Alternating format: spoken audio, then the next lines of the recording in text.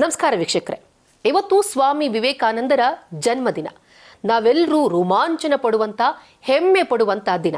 ಬಹುಶಃ ಭಾರತೀಯರಾದ ನಮ್ಮೆಲ್ಲರ ಪಾಲಿಗೂ ಇವತ್ತು ಪುಣ್ಯ ದಿನ.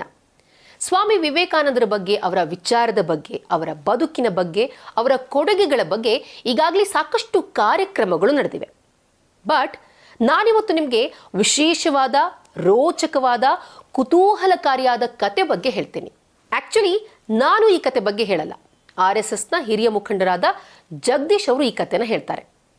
ಕಥೆ ಏನಪ್ಪಾ ಅಂತ ಅಂದರೆ, ಸ್ವಲ್ಪವೇ ಎಚ್ಚರ ತಪ್ಪಿದ್ರು, ಸ್ವಲ್ಪವೇ ತಡವಾಗಿದ್ರು ಕನ್ಯಾಮೇರಿ ದ್ವೀಪ ಅಂತ ಆಗಬಹುದಾಗಿದ್ದ ಜಾಗದಲ್ಲಿ ಸ್ವಾಮಿ ವಿವೇಕಾನಂದರ ಭವ್ಯವಾದ ಸ್ಮಾರಕ ಕಟ್ಟಿದ ಕತೆ. ಜಗದೀಶ್ ಅವರ ಬಾಯಲ್ಲೇ ಕೇಳಿ. 1863 ಸ್ವಾಮಿ ವಿವೇಕಾನಂದ ಜನಿಸಿದ್ದು. 1963 ಜನ್ಮ ಶತಾಬ್ದಿ. ಆ ಜನ್ಮ ಶತಾಬ್ದಿಯ ವರ್ಷವನ್ನು ನಾವು ಇಡೀ ದೇಶಾದ್ಯಂತ ಆಚರಣೆ ಮಾಡಬೇಕು ಅಂಥೇಳಿ ಅವತ್ತಿನ ನಮ್ಮ ಸರಸಂಘ ಚಾಲಕರಾಗಿರ್ತಕ್ಕಂಥ ಏಕನಾಥ್ ರಾನಡೆ ಅವರಿಗೆ ಒಂದು ಕೆಲಸವನ್ನು ಕೊಡ್ತಾರೆ. ಈ ಸಂದರ್ಭದಲ್ಲಿ ಒಂದು ಸ್ವಾಮಿ ವಿವೇಕಾನಂದರ ಒಂದು ಸಂಕ್ಷಿಪ್ತವಾಗಿರ್ತಕ್ಕಂಥ ಅವರ ವಿಚಾರಗಳನ್ನು, ಅವ್ರದ್ದು ಭಾಳ ದೊಡ್ಡ ಗ್ರಂಥಗಳಿದ್ದಾವೆ, ಅದೆಲ್ಲ ಯುವಕರಿಗೆ ಪ್ರೇರಣೆ ಕೊಡ್ತಕ್ಕಂಥ ಒಂದು ಪುಸ್ತಕವನ್ನು ಬರೀರಿ ಅಂತ. Rising call to Hindu nation ಅಂತ ಒಂದು ಇಂಗ್ಲೀಷ್ನಲ್ಲಿ ಪುಸ್ತಕ ಬಂತು. ಏಳಿ ಎದ್ದೇಳಿ ಅಂತೇಳಿ ಕನ್ನಡದಲ್ಲೂ ಕೂಡ ಅದು ಬಂದಿದೆ.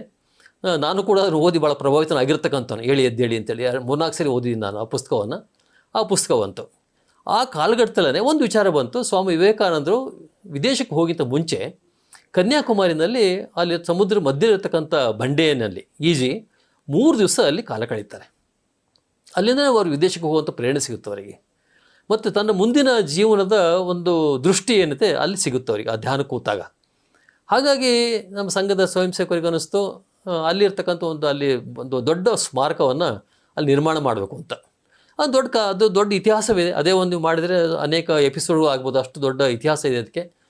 ಸಂಕ್ಷಿಪ್ತವಾಗಿ ಹೇಳಬೇಕು ಅಂತಂದರೆ, ಆವಾಗ ನಾವು ಸಂಘ ಯೋಚನೆ ಮಾಡಿತ್ತು, ಈ ಏಕನಾಥ್ ರಾನಡೆ ಅವರು ಸಂಘದ ಕಾರ್ಯವಾರಾಗಿದ್ದರು. ಭಾಳ ಅತ್ಯಂತ ಮುಖ್ಯವಾಗಿರ್ತಕ್ಕಂಥ ಒಂದು ಹುದ್ದೆ ಅದು. ಅವ್ರನ್ನ ನಿಯುಕ್ತಿ ಮಾಡ್ತಾರೆ, ನೀವು ಈ ಕೆಲಸವನ್ನು ಮಾಡಿ ಅಂತ. ಆವಾಗ ಏಕನಾಥ್ ರಾನಡೆಯವರು ಅಲ್ಲಿ ಹೋಗಿಬಿಟ್ಟು ಅಲ್ಲಿರ್ತಕ್ಕಂಥ ಸ್ವಯಂ ಸೇವಕರನ್ನ ಸೇರಿಸಿ ಒಂದು ಶಿಲಾ ಸ್ಮಾರಕ ಸಮಿತಿ ಅಂತ ಮಾಡಿಕೊಂಡು ಒಂದು ಕಾರ್ಯವನ್ನು ಆರಂಭ ಮಾಡ್ತಾರೆ. ಭಾಳ ಕಠಿಣವಾಗಿರ್ತಕ್ಕಂಥದ್ದು. ಅಲ್ಲಿ ಕ್ರೈಸ್ತರ ವಿರೋಧ ಇರುತ್ತೆ. ಕ್ರೈಸ್ತರು ಒಂದು ಕಡೆ ಅಲ್ಲಿ ದೊಡ್ಡ ಶಿಲ್ಬೆಯನ್ನು, ಸುಮಾರು 8-10 ಅಡಿ ಎತ್ತರದ ಕಾಂಕ್ರೀಟ್ ಶಿಲ್ಬೆಯನ್ನು ನಿಲ್ಲಿಸ್ತಾರೆ. ಅದು ಕನ್ಯಾಮೇರಿ ದ್ವೀಪ ಅಂತ ಅಲ್ಲಿ ಕರೆಯುವಂಥ ಪ್ರಯತ್ನ ಮಾಡ್ತಾರೆ. ಹೀಗೆಲ್ಲ ದೊಡ್ಡ ಕಥೆ ಇದೆ ಅದಕ್ಕೆ. ಅದನ್ನೆಲ್ಲ ಎದುರಿಸಿ ಮಾಡಿ ಆ ಶಿಲ್ಬೆಯನ್ನು ತೆಗೆದು ಕೊನೆಗೆ ಕೇಂದ್ರ ಸರ್ಕಾರ ಮತ್ತು ರಾಜ್ಯ ಸರ್ಕಾರ ಜೊತೆಗೆ ಮತ್ತು ಎಲ್ಲ ಎಂ ಪಿಗಳ ಜೊತೆಗೆ ದೊಡ್ಡ ವ್ಯವಹಾರವನ್ನು ಮಾಡಿ ಕೊನೆಗೆ ಅಲ್ಲೊಂದು ದೊಡ್ಡ ಶಿಲಾ ಸ್ಮಾರಕವನ್ನು ಮಾಡುವಂಥ ಪ್ರಯತ್ನ ಮಾಡ್ತಾರೆ. ಮತ್ತು ಆ ಶಿಲಾ ಸ್ಮಾರಕಕ್ಕೆ ಕೇವಲ ಯಾರೋ ಒಬ್ಬ ದಾನಿಗಳು ಅಂತಲ್ಲ, ಪ್ರತಿಯೊಂದು ಇಡೀ ದೇಶಾದ್ಯಂತ ಧನಸಂಗ್ರಹ ಆಗಬೇಕು ಅಂಥೇಳಿ ಎಲ್ಲ ವಿಚಾರಧಾರಿಯವ್ರನ್ನ, ಯಾರ್ಯಾರು ಉದಾಹರಣೆಗೆ ತಮಿಳುನಾಡಿನಲ್ಲಿ ಇರ್ತಕ್ಕಂಥ ದ್ರಾವಿಡ ಮುನ್ನೇತ್ರ ಕಳಗಮ್ದಾಗಿರ್ಬೋದು, ಅಥವಾ ಕಲ್ಕತ್ತಾದ ಜ್ಯೋತಿ ಬಸು ಅವ್ರ ಕಡೆಯಿಂದ ಇರಬೇಕು, ಅವ್ರ ಮನೆಗಳೆಲ್ಲ ಹೋಗಿ ಅವರು ಧನ ಸಂಗ್ರಹ ಮಾಡಿದ್ದಾರೆ. ಎಷ್ಟು ಕೊಡ್ತಾರೋ ಅಷ್ಟು. ಆ ರೀತಿಯ ಒಂದು ಅಭಿಯಾನವನ್ನು, ಅದ್ರ ಜೊತೆಗೆ ಸ್ವಾಮಿ ವಿವೇಕಾನಂದರ ವಿಚಾರವನ್ನು ಪ್ರಚಾರ ಮಾಡಬೇಕು ಅಂತ ಈಗ ಗೊತ್ತಿದೆ ನಮಗೆ. ಈಗೆಲ್ಲ ಅದು ಆ ಥರ ಒಂದು ಮಾಡಿ ಪ್ರಯತ್ನವಾಗಿ 1972ರಲ್ಲಿ ಆವತ್ತಿನ ರಾಷ್ಟ್ರಪತಿ ವಿ ಗಿರಿ ಅವರು ಅದನ್ನು ಉದ್ಘಾಟನೆ ಮಾಡಿದರು. ಇವತ್ತು ವಿಶ್ವದ ಒಂದು ಪ್ರವಾಸಿ ಕೇಂದ್ರವಾಗಿದೆ ಮತ್ತು ಜನಗಳಿಗೆ ಯಾರು ಹೋಗ್ತಾರಲ್ಲಿ ಅತ್ಯಂತ ಪ್ರೇರಣೆಯನ್ನು ಕೊಡ್ತಕ್ಕಂಥ ಒಂದು ಪ್ರೇರಣಾದಾಯಿ ಕೇಂದ್ರವಾಗಿ ಅದು ನಿರ್ಮಾಣ ಆಗಿದೆ.